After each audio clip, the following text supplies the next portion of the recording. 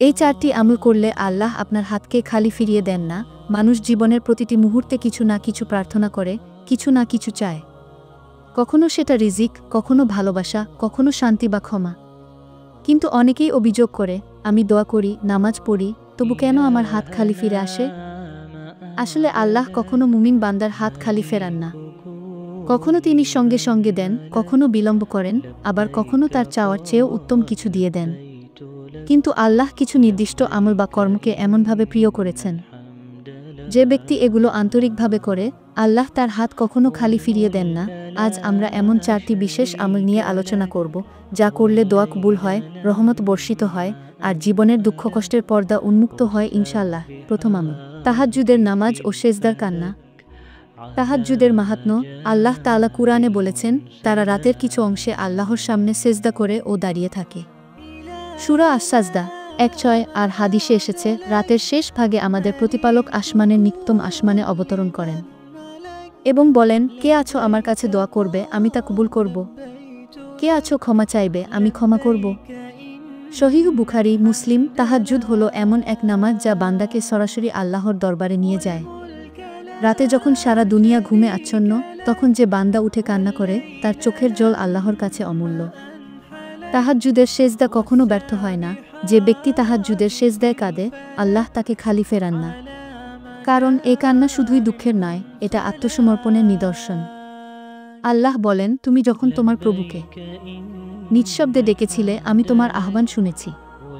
সূরা মারিয়াম 3। তাহাজ্জুদের সময়ে দোয়া করলে আল্লাহর রহমত ঘিরে ধরে, আর সেই সময়ে যা চাওয়া হয় তা দেরি হলেও কখনো হারিয়ে যায় না। বাস্তব শিক্ষা, রাতে 2 রাকাত তাহাজ্জুদ নিয়মিত পড়া শুরু করুন। সেজদায় নিজের অন্তরের সব কথা খুলে বলুন, আল্লাহুম্মা ইন্নী আসআলুকা মিন ফাদলিক। এই দোয়াটি পড়ে নিজের চাওয়া প্রকাশ করুন। দ্বিতীয় আমল, দুরুদ শরীফ পাঠ। দুরুদের শক্তি। নবী করিম বলেছেন, যে ব্যক্তি আমার উপর একবার দুরুদ পাঠ করে, আল্লাহ তার উপর 10 বার রহমত বর্ষণ করেন। সহিহ মুসলিম। দুরুদ পাঠ এমন এক আমল যা বান্দার দোয়াকে আকাশে উঠিয়ে দেয়া।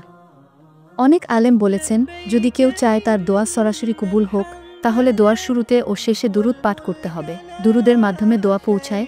আল্লাহর প্রিয় নবীর প্রতি ভালোবাসা প্রকাশ করলে আল্লাহ বান্দাকে ভালোবাসেন। কারণ নবীর সম্মান রক্ষা করা মানেই আল্লাহর সন্তুষ্টি অর্জন করা। তাই যে ব্যক্তি প্রতিদিন দুরুদ পড়ে, তার মুখ, তার আমল আর তার দোয়া আল্লাহর কাছে গ্রহণযোগ্য হয়। বাস্তব শিক্ষা, প্রতিদিন কমপক্ষে 100 বার দরুদে ইব্রাহিম পাঠ করুন। প্রতিবার দোয়া শুরুর আগে ও শেষে দুরুদ পড়ুন। বিশেষ দোয়া করার আগে অন্তত একবার দুরুদ পাঠ করুন। তৃতীয় আমল, পিতামাতার খেদমত ও দোয়া। পিতামাতার দোয়া হলো জান্নাতের দরজা।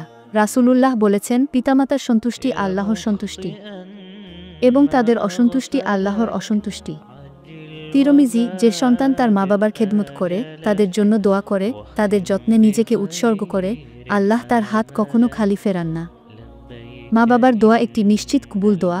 একজন মায়ের কান্না ও এক বাবার আহ্বান আল্লাহ সরাসরি গ্রহণ করেন।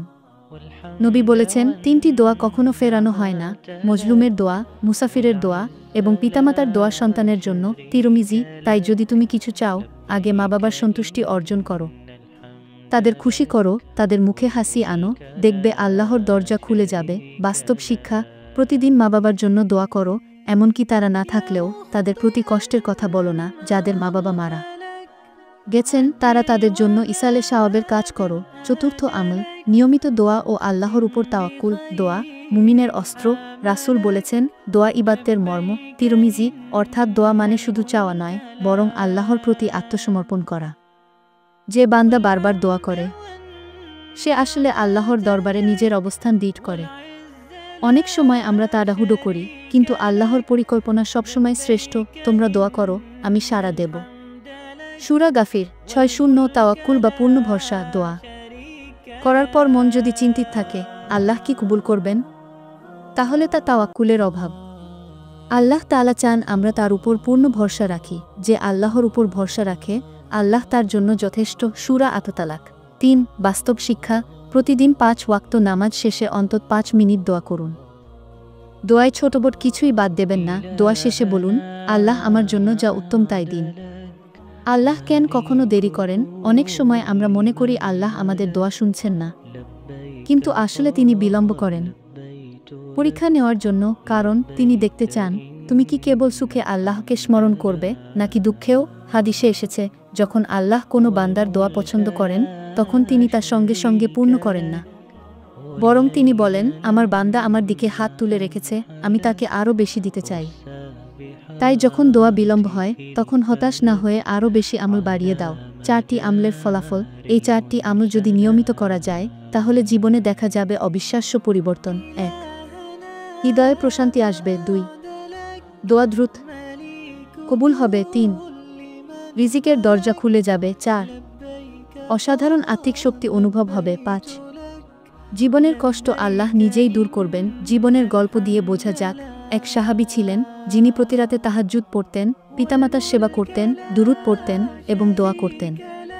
একদিন তার জীবনে কঠিন বিপদ এল, ব্যবসা ধ্বংস হয়ে গেল। কিন্তু তিনি হতাশ না হয়ে এই 4 আমল চালিয়ে গেলেন।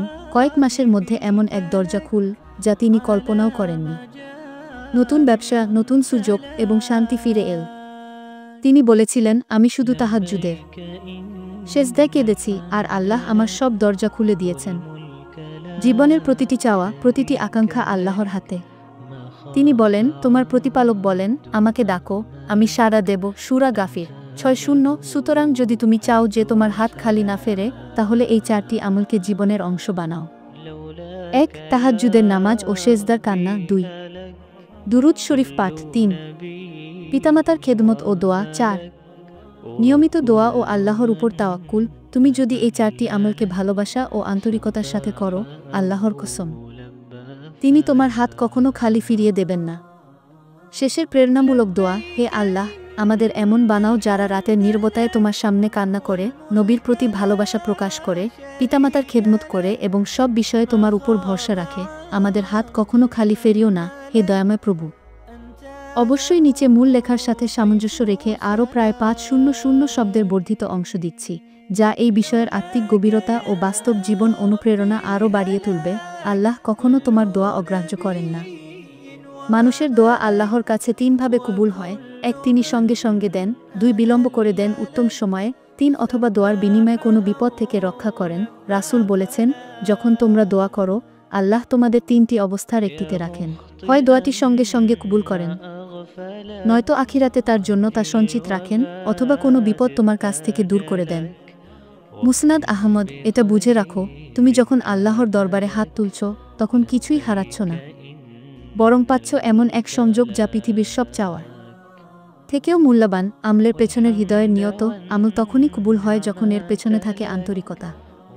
তাহাজ্জুদের নামাজ পড়া বা দুরূদ পাঠ করা শুধুই মুখের কাজ নয়, এটি হৃদয়ের অনুভূতি। তাহাজ্জুদ পড়ো আল্লাহকে পাওয়ার জন্য, না যে শুধু দোয়া কবুল হোক। দুরূদ পড়ো নবী এর ভালোবাসা অর্জনের জন্য, না যে কেবল কোনো সমস্যা মিটে যাক। মা বাবার সেবা করো জান্নাতের আশায়, না যে শুধু বরকত পেতে। দোয়া করো আল্লাহর উপর ভরসা রেখে, ফলাফল যাই হোক না কেন, এই নিয়ত যদি পরিষ্কার থাকে তবে আল্লাহর রহমত তোমার জীবনে বর্ষিত হবেই। যখন দোয়া দেরিতে পূর্ণ হয়, কখনো কখনো আল্লাহ দোয়া পূর্ণ করতে দেরি করেন, কারণ তিনি তোমাকে আরও বড় কিছু দিতে চান। যেমন, তুমি হয়তো এক চাকরি চেয়েছিলে, কিন্তু আল্লাহ তোমাকে ব্যবসায়ের সুযোগ দেন। তুমি হয়তো এক মানুষকে চেয়েছিলে, কিন্তু আল্লাহ তোমাকে এমন কাউকে দেন যিনি তোমার তাকদিরে উত্তম। তুমি যখন হতাশ হও, তখন মনে রেখো, তুমি ভাবছো এটা তোমার জন্য খারাপ, কিন্তু আল্লাহ জানেন এতে তোমার জন্য মঙ্গল আছে। সূরা আল বাকারা 2:1-6। আল্লাহর পরিকল্পনা কখনো ভুল হয় না।